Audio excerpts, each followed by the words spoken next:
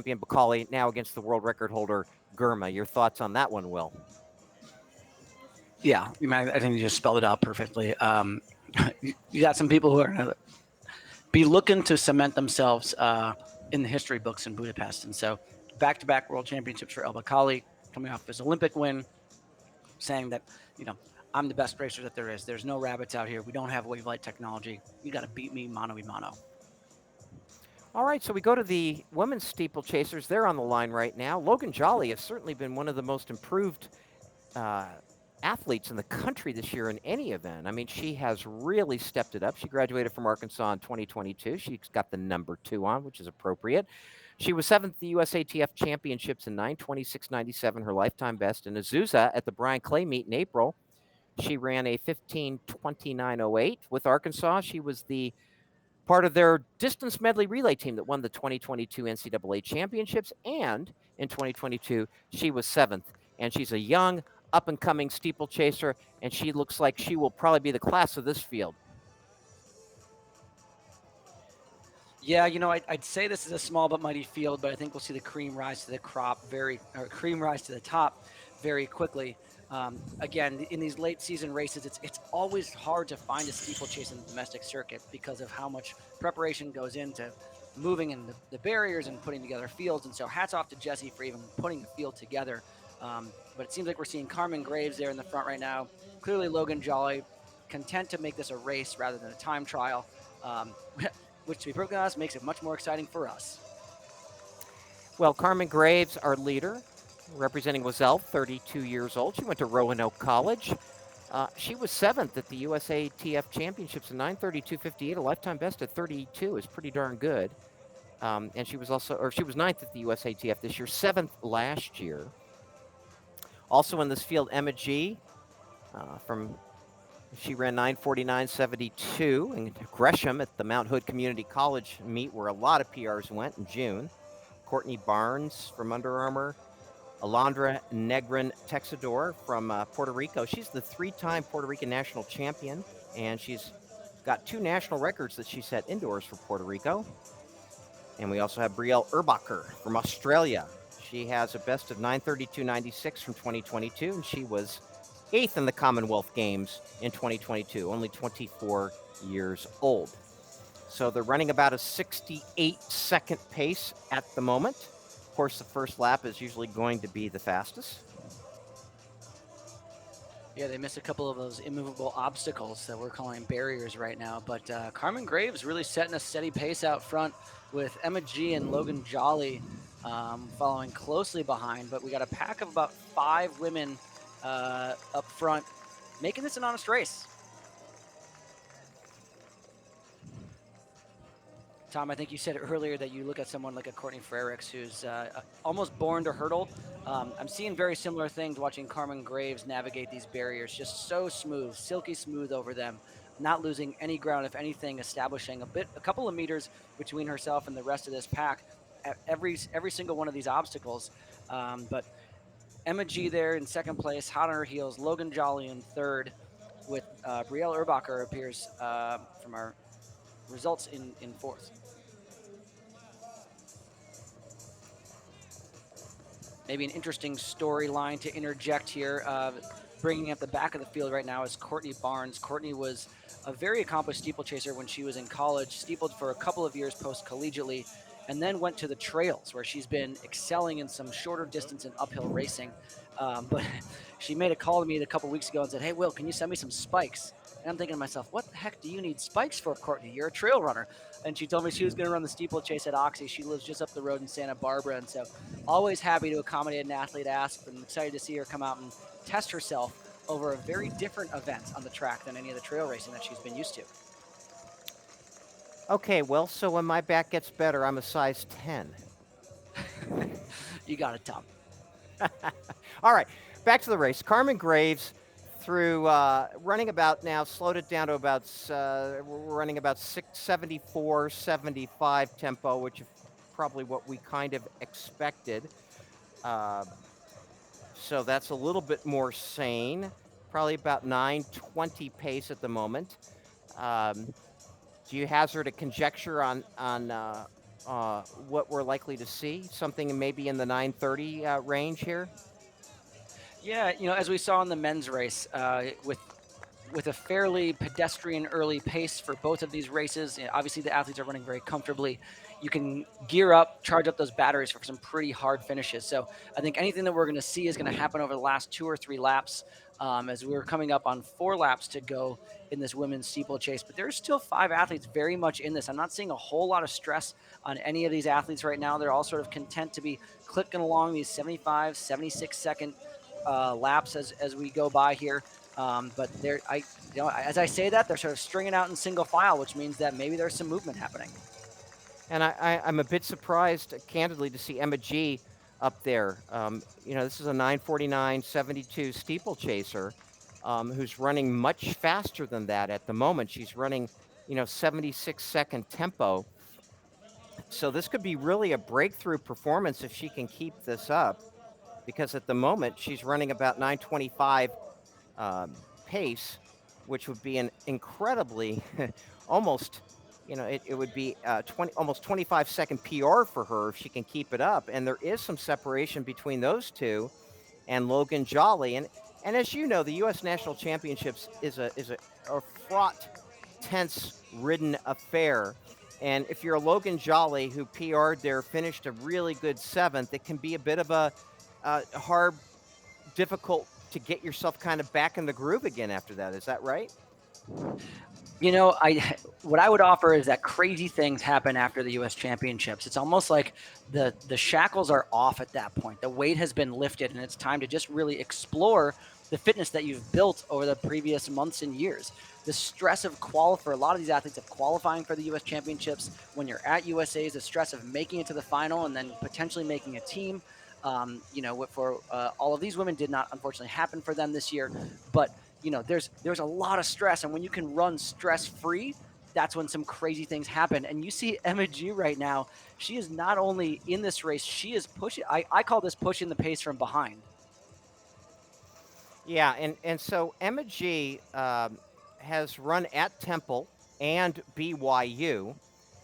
She was second in the steeple at the American Outdoor Track and Field Championships, the AAC, when she was at Temple back in 2021. She ran 10:14.93 there.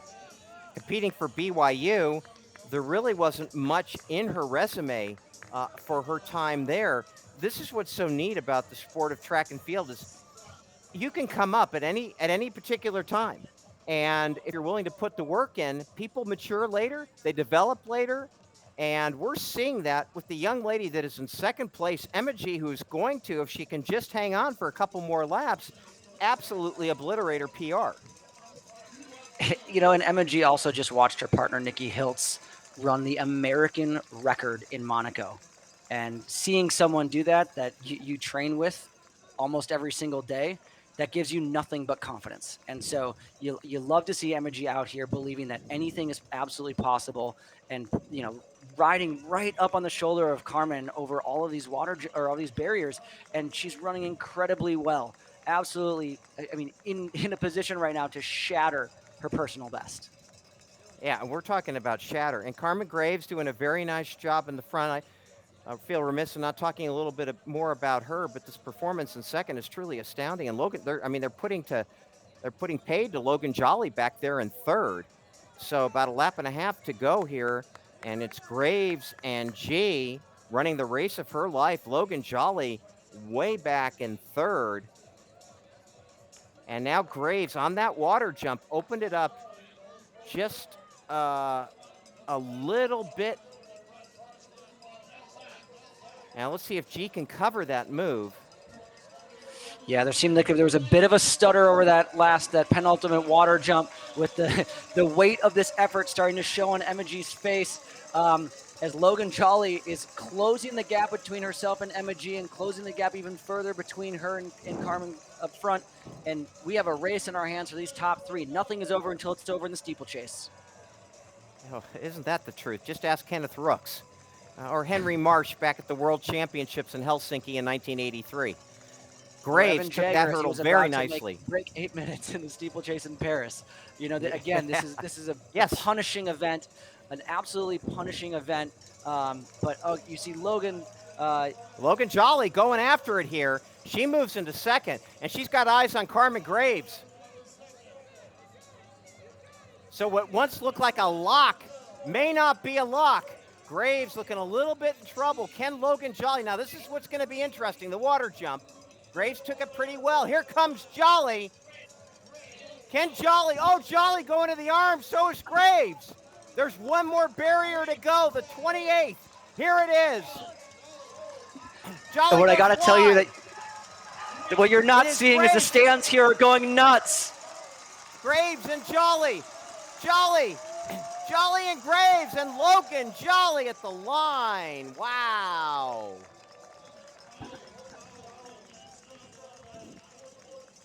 Wow, for Carmen GRAVES to lead that race for about 2,998 meters, only to fall prey to Logan Jolly's kick in the last 2 meters. Oh my goodness gracious me. And Emma G, 9:46.37. She slowed down quite a bit in that last lap, but still a lifetime best. Jolly 9:40.14, GRAVES 9:40.45.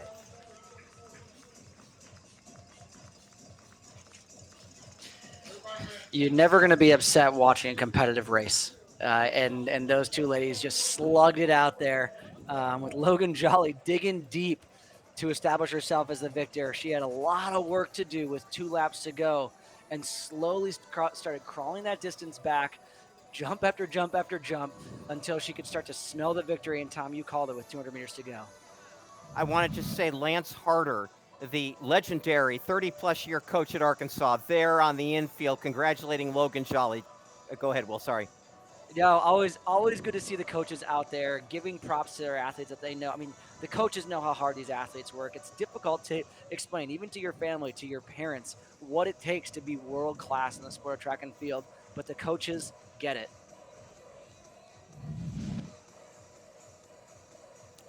So the results there on the scoreboard.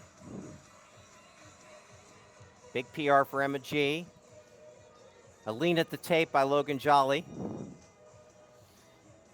And I think you said it before, Will, in the steeplechase, it's never over till it is over.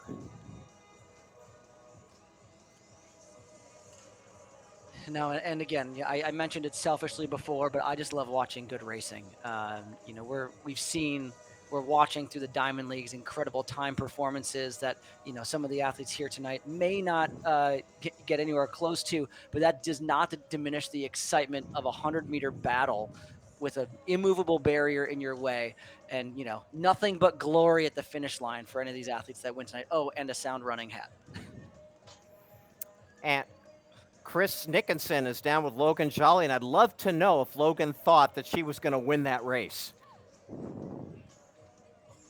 Logan Jolly, that was last lap out of the depths of hell, as the great Cathal would say. Take us through that last lap and reeling yourself back in there. Right. The last 1,000 I was trying to kind of catch back up, but I don't think I was making up that much distance. But that last, probably from the water jump to the last lap, I was like, you know what, we're here.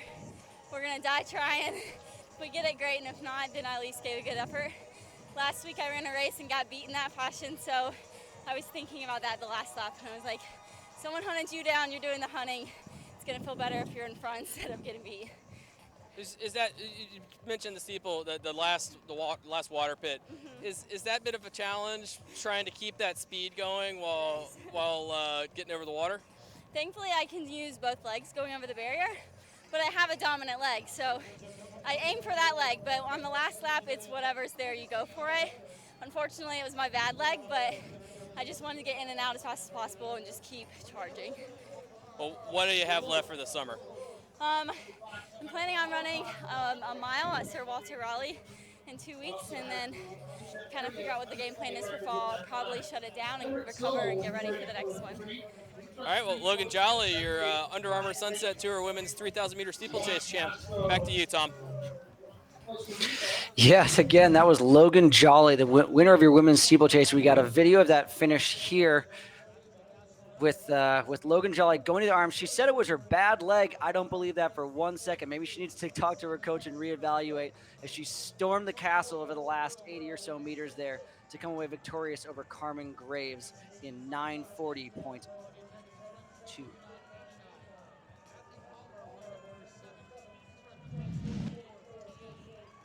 What a beautiful night. It is.